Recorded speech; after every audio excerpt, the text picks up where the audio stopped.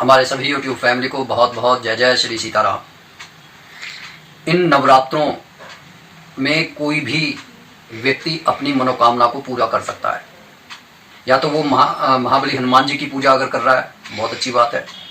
नवरात्रि में अगर 9 देवियों की पूजा कर रहा है, बहुत अच्छी बात है।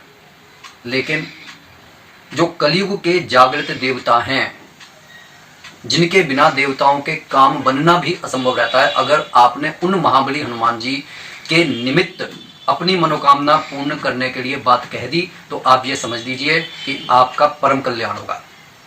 अब वो परम कल्याण होगा किस तरीके से, उस बात को जान लेते हैं। मैं बार बार एक बात कह रहा हूं कि रावण ने अपने 10 रुद्र को जो है प्रसन्न कर लिया था, लेकिन 11वें रुद्र को वो प्रसन्न नहीं कर पाए थे। कारण सिर्फ एक था कि महाबली हनुमान जी परम भागवत है और रावण सिर्फ इसलिए प्रसन्न नहीं कर पाया क्योंकि वह झूठी है, कपटी है, दुराचारी है, व्यभिचारी है।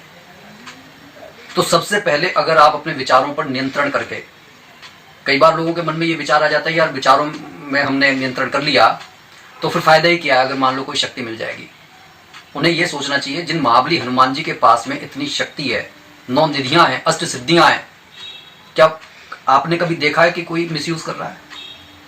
या फिर आप खुद देखिए कि एक तरफ डॉन बैठा हुआ है और एक तरफ पुलिस का कोई बड़ा कर्मचारी बैठा हुआ है, तो आप किससे मदद लेना पसंद करेंगे? सीधी सी बात है, सबसे पहले आप पुलिस कर्मचारी के पास में जाएंगे क्योंकि आपको मालूम है कि वह आपके घर की, आपके परिवार की, आपके सम्मान की रक्षा कर सकता है। लेकिन जिस डॉन के पास में जाएंगे वह आपके सम्मान को तार तार कर सकता है। अगर आपकी शक्ति किसी गरीब पर, किसी कमजोर पर अत्याचार करने के लिए प्रयोग की जाती है, इसका सीधा सा अर्थ है कि आप अपनी उस शक्ति की जिम्मेदारी को समझे नहीं है। मैं सिर्फ इतना कहना चाह रहा हूं कि अगर आप जिम में जाकर अपना शरीर बलशाली बना लेते हैं तो एक बात हमेशा ध्यान रखिए कि आपकी जिम्मेदारी बढ़ जाती है। आप ऐसा व्यक्ति मत बनिए कि लोग उसे देखकर दूर भागें। आप एक ऐसा व्यक्ति बनिए कि जो बुराइयां हैं, जो बुरे व्यक्ति हैं, वो दूर से ही आपको देखकर दूर भाग जाएं और आपकी छत्र छाया में आने के बाद में लोगों को अच्छा महसूस हो। वो महाबली हनुमान जी हैं और इसीलिए सभी उनकी शरण में जाना पसंद करते हैं क्योंकि उन्हें मालूम है कि यहां पर सारी इच्छाएं पूर्ण होती हैं। इच्छाएं पूर्ण होने का यह अर्थ नहीं है कि भाई मेरे पास में शक्ति आ गई तो मैं मनमानी करूंगा, क्योंकि ये तो असुरों का जो है मना स्थिति होती है। जितने भी आप असुर देख लीजिए, चाहे आप महिषासुर को देख लीजिए, हिरण्याकश्यप को देख लीजिए, रावण को देख लीजिए, ये इन सब ने क्या किया? इन्होंने अपने शक्ति को पहले एकत्रित किया वरदान के थ्रू और बाद में पूरे संसार को जो है युद्ध की अग्नि में, युद्ध की विभीषिका में जो है झोंक दिया। और फिर अंत कैसा हुआ? फिर अंत भी उनका उसी के अनुसार हुआ। और दूसरी बात कि अरे अगर आपके पास में शक्ति है तो आप अपने सम्मान की रक्षा कर सकते हैं, आप अपने घर की, आप अपने परिवार के सम्मान की रक्षा कर सकते हैं। ये क्यों नहीं सोचते? अब आ जाते हैं उस बात पर कि आखिर वो शक्ति हमारे को प्राप्त कैसे होगी। एक हमारी होती है शारीरिक शक्ति और एक होती है मानसिक शक्ति। हालांकि होने के लिए आपकी एक आर्थिक शक्ति भी हो जाएगी, लेकिन मैं इन दोनों शक्तियों की बात कर रहा हूं। आपकी शारीरिक शक्ति अगर ना भी हो, लेकिन अगर आपकी मानसिक शक्ति ज्यादा है तो आप ये समझ लीजिए कि आप जग को जीत सकते हैं। उस जग को जीतने के लिए सिर्फ और सिर्फ आपको करना क्या होगा? महाबली हनुमान जी की सेवा आपको बिल्कुल निश्चल भाव से करनी होगी। दूसरा, आपको किसी के प्रति मन के अंदर बुरा विचार नहीं लेकर आना होगा, किसी के अहित की कामना नहीं करनी होगी और अपने मन को, मन में उठने वाले किसी भी बुरे विचार को आपको सिर्फ देखना है, दबाना भी नहीं है, क्योंकि दबाएंगे तो वो कहीं कभी ना कभी वो उभर जाएगा। आपको उसे देखना है, वो देखने के बाद ऑटोमेटिक भाव बनकर अपना उड़ जाएगा। लेकिन अगर आपने उसके अंदर रस लिया तो वह उसे खाद पानी कैसे मिलता है कि आप उसमें रस ले रहे हैं। एक बुरे विचार को अगर आपने पकड़ कर रख लिया, वो और भी बुरे विचारों को इकट्ठा करता चला जाएगा और उसकी जड़ इतनी गहरी हो जाएगी कि तमाम उम्र बीत जाएगी, लेकिन वो बुरे विचार आपके मन से खत्म नहीं होंगे। जैसे किसी एक को शराब की लत लग जाती है और वह 2 दिन 3 दिन बहुत प्रयास करता है, जबरदस्ती वो नहीं पिएगा, लेकिन जब वह चौथे दिन, 5वें दिन जब उससे रहा नहीं जाएगा तो वो इतनी पी लेगा शायद वो पूरे हफ्ते में ना पीता हो, उससे भी ज़्यादा पी लेगा और वो उसके लिए नुकसानदेह होगा। इसलिए सबसे पहले अपने आप को तैयार कीजिए। कोई भी उपाय आपको करना है तो उसके लिए आपको एक व्यवहारिक रूप में ये तैयार करना है कि जो कुछ आप कर रहे हैं वह बिल्कुल स्वाभाविक होना चाहिए। ऐसा नहीं है कि जबरदस्ती आप अपने मन पर थोप रहे हैं। स्वाभाविक रूप से आप उठिए, स्वाभाविक रूप से आप स्नान ध्यान कीजिए, भगवान का भजन सुमिरन कीजिए। आप देखेंगे कि धीरे धीरे से आप, जब देर हो रही होगी उठने में, आपको अच्छा नहीं लगेगा।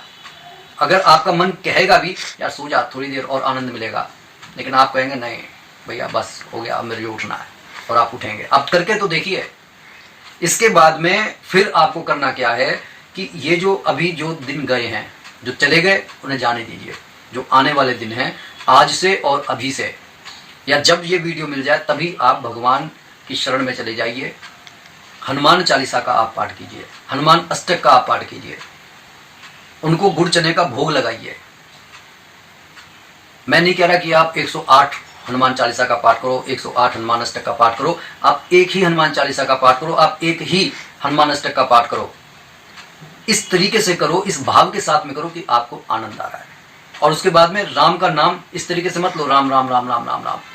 आप इस तरीके से नाम लो,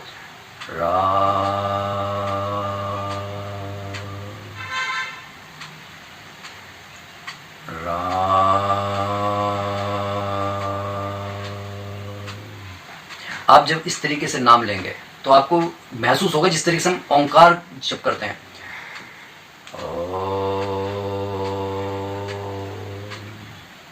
ये राम का नाम आपको ओंकार से भी ज्यादा आपको उस रिलैक्स स्टेट में लेकर चला जाएगा जहां पर आपको कुछ और अच्छा नहीं लगेगा। और डिसीजन मेकर आप ऐसे बन जाएंगे कि, क्योंकि देखिए एक रिलैक्स माइंड एक अच्छा डिसीजन ले सकता है। तो अगर आप अच्छा डिसीजन लेना चाहते हैं तो दिमाग को शांत रखना होगा। दिमाग को शांत रखने से तमाम बीमारियां दूर हो जाएंगी, आपकी आईसाइट में फर्क पड़ेगा। और अगर मन नहीं लग रहा है तो बैठने से पहले आप इस तरीके से अवश्य करें, दोनों हाथों को इस तरीके से ऊपर लेकर सांस को भरें और फिर ऐसे कर निकाल लें। ये कोहनी आपकी इधर लगनी चाहिए, आपके रिब्स की तरफ। देखिए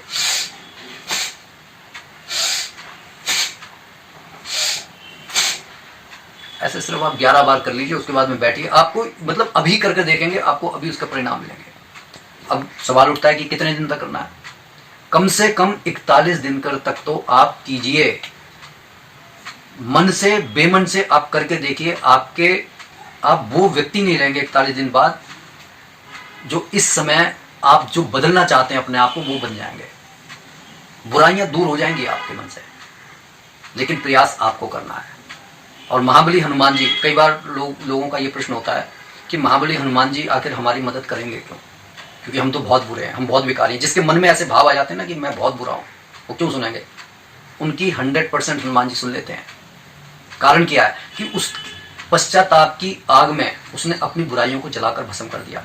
लेकिन जो उनको बेवकूफ बनाना चाहता है, जो ये कहना चाहता है यार बस एक बार बस वो प्रसन्न हो जाएं, एक बार बस वो मेरे को वरदान दे दे, जैसे भस्मासुर ने भगवान शिव को प्रसन्न करके वरदान ले तो लिया, लेकिन वो कहते हैं ना कि धरोहर की रक्षा करने के लिए भी अच्छे विचारों की आवश्यकता होती है। वो अपने उस वरदान से ही मारा गया। अगर आप उनको बेवकूफ बनाएंगे तो कोई ना कोई माध्यम ऐसा बनेगा कि आपका वरदान ही आपके लिए अभिशाप बन जाएगा।